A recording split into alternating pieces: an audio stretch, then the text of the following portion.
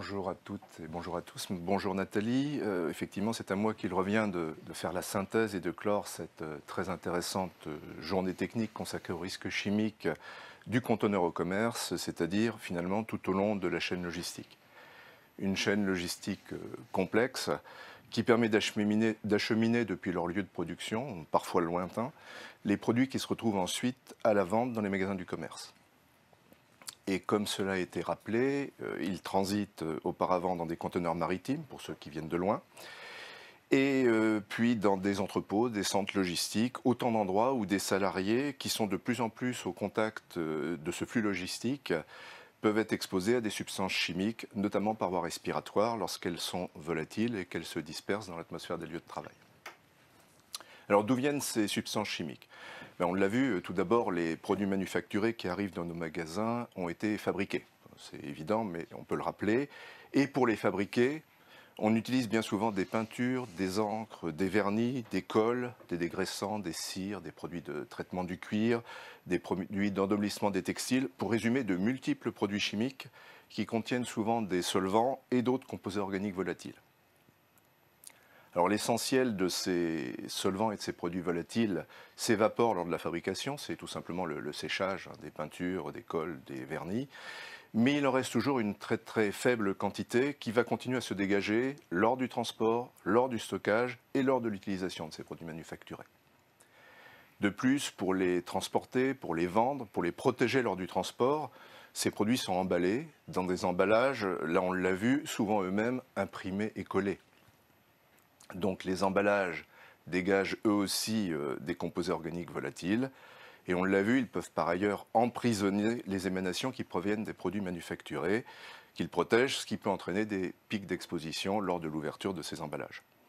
Et alors finalement, juste pour la petite histoire, c'est le mélange de toutes ces émanations qui est responsable de l'odeur caractéristique de certains points de vente, spécialisé, ce qu'on appelait tout à l'heure la signature olfactive des produits, ce qu'on appelle souvent finalement communément l'odeur de neuf d'un pneumatique ou d'une chaussure par exemple. Alors on a vu les produits manufacturés, mais en ce qui concerne les produits naturels, qu'ils soient alimentaires ou végétaux, ou les bois par exemple, on pourrait imaginer que de tels problèmes ne se posent pas, j'allais dire malheureusement si. Ces produits sont eux aussi susceptibles d'émettre des composés organiques volatiles du fait de leur vieillissement, du fait de leur oxydation par l'oxygène de l'air, pour résumer, de leur évolution et puis de leur dégradation naturelle. Alors à cette situation générale, il faut rajouter la spécificité du transport maritime par conteneur, qui fait de l'ouverture de ces conteneurs l'étape la plus problématique en termes de risque professionnel, on l'a bien vu. Les phénomènes que je viens de décrire sont tout d'abord aggravés par la température.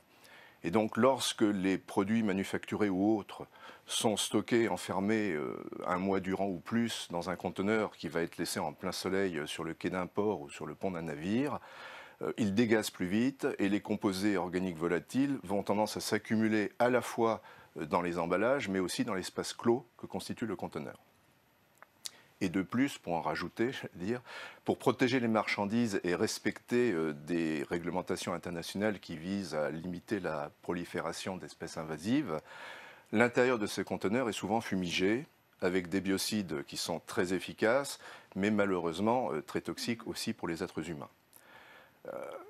Du coup, il était donc, vous le voyez, très pertinent, tout à fait pertinent et légitime pour l'INRS de s'intéresser à cette chaîne logistique en termes de risques chimiques. C'est ce qu'a fait l'INRS avec ses partenaires à travers des mesures d'exposition, des études sectorielles et des propositions de mesures de prévention. Et c'est d'ailleurs pour partager tout ça avec les entreprises et les préventeurs que nous avons monté cette journée technique. Alors, que révèlent les mesures de concentration atmosphérique présentées aujourd'hui? Eh bien, elles révèlent des situations très différentes entre l'ouverture des conteneurs d'une part et le travail dans le reste de la chaîne logistique, dans les entrepôts, dans les magasins d'autre part. Les expositions lors des opérations d'ouverture, d'inspection et de dépotage des conteneurs peuvent faire courir des risques d'intoxication aiguë qui ont parfois été fatales, avec des concentrations résiduelles élevées en fumigants et des concentrations d'autres composés organiques volatiles, plus ou moins dangereux, qui peuvent être préoccupantes. La prévention de ces risques nécessite des mesures rigoureuses. Certains indices peuvent guider l'intervenant. On a vu tout à l'heure des étiquettes, des scotch pour sceller les ouvertures, et peuvent orienter l'évaluation du risque. Mais globalement, sa gestion repose de toute façon sur la détection et le suivi des éventuels polluants, des gaz présents dans le conteneur, et surtout sur la mise en place d'une ventilation efficace, une ventilation mécanique, pour abaisser la concentration en polluants nettement en dessous de la valeur limite d'exposition professionnelle, les fameuses VLEP.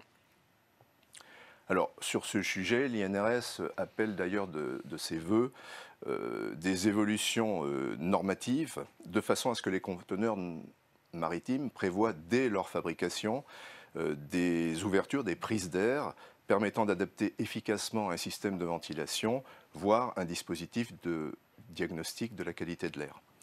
Alors on l'a vu, ce n'est pas toujours si simple à obtenir. Ça peut entrer en conflit avec d'autres exigences, notamment les questions d'étanchéité, mais l'INRS appelle ces évolutions de ses voeux. Alors en ce qui concerne le reste de la chaîne logistique, dans les magasins, les commerces, les entrepôts, on observe quand même des expositions beaucoup plus faibles, généralement très en deçà des valeurs limites d'exposition professionnelle. Il s'agit cependant généralement de polyexposition. Certains de ces polluants peuvent être préoccupants. Il y en a qui sont cancérogènes, d'autres mutagènes ou toxiques pour la reproduction.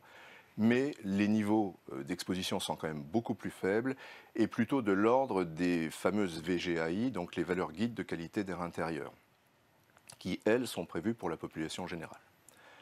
Les concentrations observées peuvent cependant être nettement supérieures à ce qu'on rencontre dans un bureau lambda, je vais dire.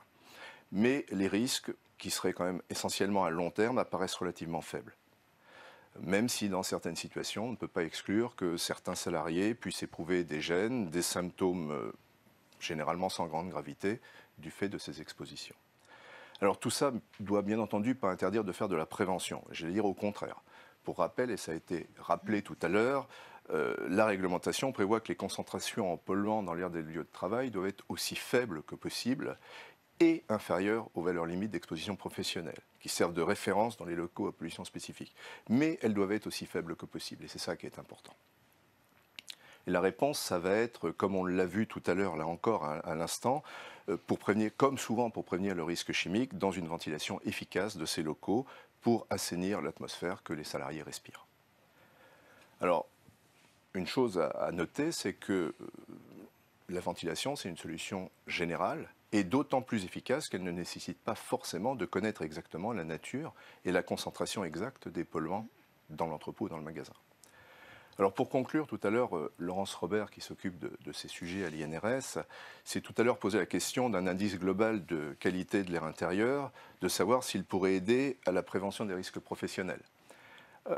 Il est peut-être encore un peu tôt pour répondre, elle l'a dit elle-même, l'étude est en cours et on va bien voir. Mais quoi qu'il en soit, les risques qui viennent d'être décrits sont parfois encore méconnus. Ils doivent cependant être pris en compte par les entreprises dans leur évaluation des risques professionnels. Alors avec l'aide de la CARSAT, du service de prévention et de santé au travail, et bien entendu en associant les institutions représentatives du personnel.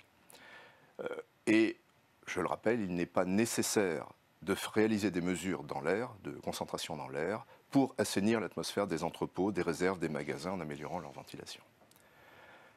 Alors, cette journée avait pour objectif d'aider les entreprises et les préventeurs à prendre la mesure du risque chimique encouru par les salariés tout au long de cette chaîne logistique et de proposer des mesures de prévention. J'espère que nous y sommes arrivés.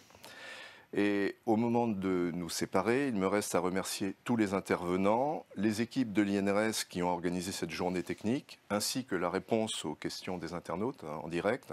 Nous avons eu près de 200 messages. Vous remerciez, vous, Nathalie, pour l'avoir animé. Et bien sûr, tous ceux et celles qui nous ont suivis en ligne, ils étaient environ 450 au dernier décompte. Sur ce, je vous souhaite à toutes et à tous une excellente soirée. Jérôme Triolet, l'adjoint à la direction des applications de l'INRS. Merci beaucoup, Monsieur Triolet.